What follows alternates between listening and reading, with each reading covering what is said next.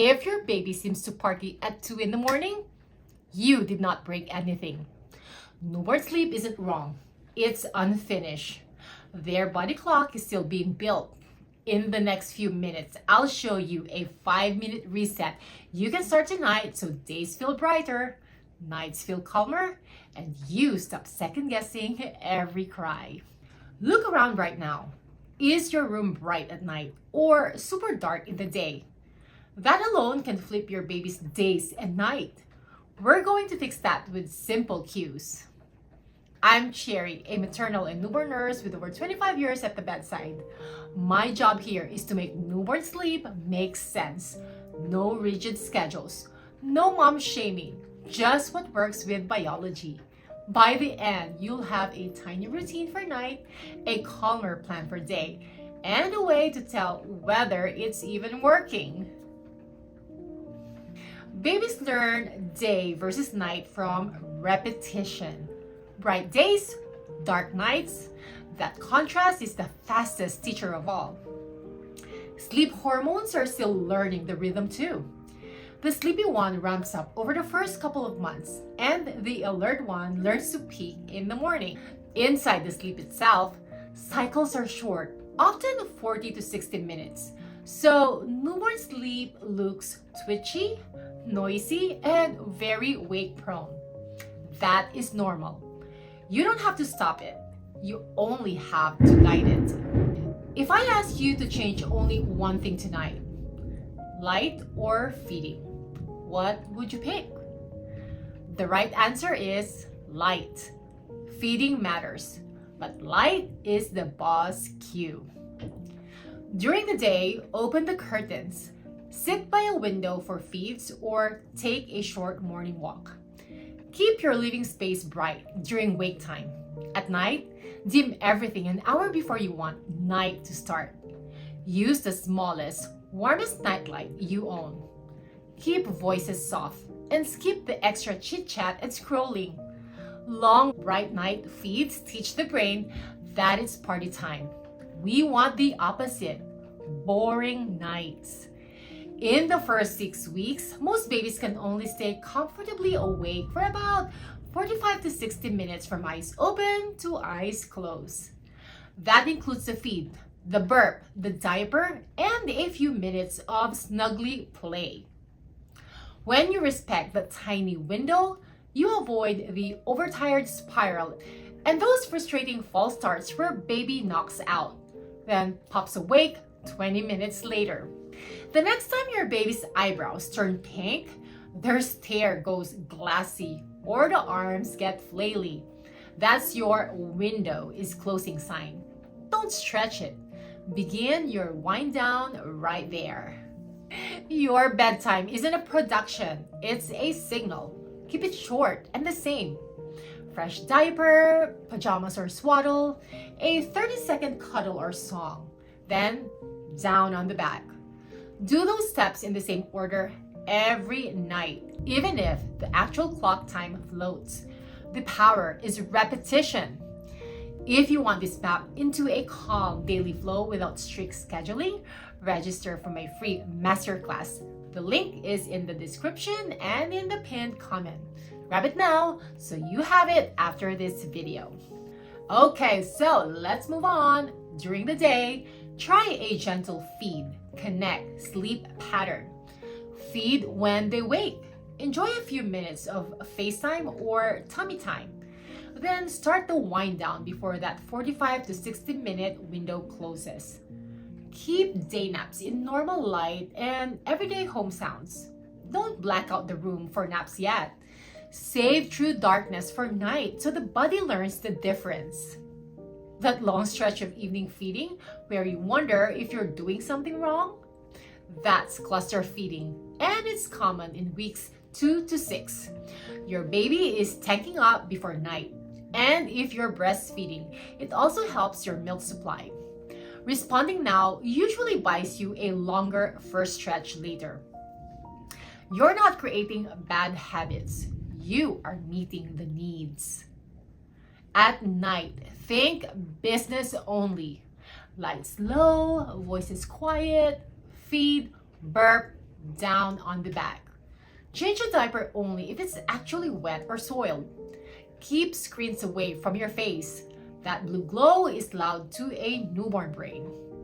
If you use express milk, you can label day milk and night milk.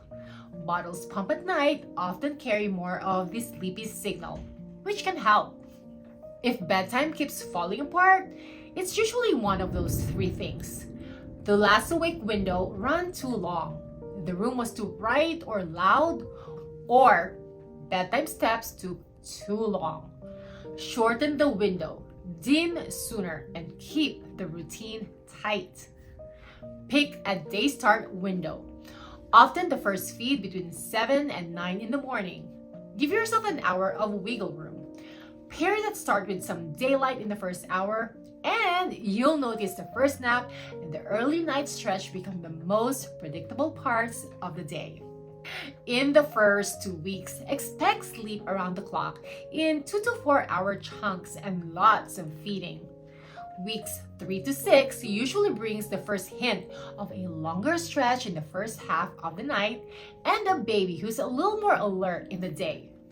Total sleep across 24 hours commonly lands somewhere around 14 to 17 hours.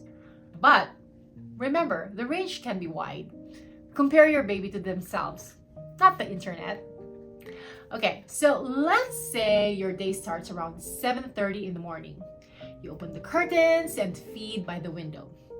Your baby is awake for about 50 minutes total. Then you notice that soft stare and the little yawn. Down they go for a nap in daylight with normal house sounds. The late morning looks the same. In the afternoon, you protect another short wake window and keep things bright. Evening brings more feeding and connection. You accept that cluster feeding is part of your plan, not a problem. Around the time you want night to start, say like around 8:30 or 9, you dim the lights. Do your short plus same routine, place the baby on their back, and the rest of the night like a quiet business meeting. Feed, bird, back down. Morning comes, you go to the window again, and that's just the loop. Now, remember, if your baby came early, go by the adjusted age and expect everything to run a little later. If you had a C-section, NICU time, or jaundice treatment, healing and feeding comes first. Keep cues gentle and consistent. No need to force anything. Travel, growth spurts, or a cold can scramble the pattern for a few days. And when it happens, just return to bright days, dark nights, short awake windows, and it settles again. You'll know the reset is landing when you see a longer first stretch at night, a more predictable first nap, and a baby who is calmer in the evening. You might not get a perfect night yet. That's okay. You are building the pattern, not chasing a record. Always follow safe sleep. Baby on the back, on a firm flat surface, in their own sleep space, with no loose bedding and a smoke-free environment. If weight gain is poor, jaundice lingers, breathing seems off, or your gut says something isn't right, please call your pediatrician immediately. Meeting needs in the early weeks does not spoil a baby. It wires a calmer brain. Newborn sleep feels chaotic because the clock is under construction. But your cues are powerful. With bright days, dark nights, short awake windows, and a tiny routine, you'll see calmer evenings and that lovely longer first stretch shows up sooner than you think. Before you hop to the next video, register for my free masterclass. The link is below and in the pinned comment. Drop one clear question you want answered in a future Q&A. Day/night confusion, short naps, false starts, or cluster. I'll pull the most asked and cover them in an upcoming video. Then watch this video next. I talk about balancing newborn care with professional responsibilities. It isn't about pushing harder. It's about working smarter. I appreciate you taking time out of your day to be here. The early weeks after birth are not easy, but they're not meant to be done alone or without guidance. If what you've heard today gave you something solid to work with, make sure to subscribe so we can keep building that support together. And if you're ready to take the next steps, there's a link to my free class below. I'm Cherry, and I will see you in the next one.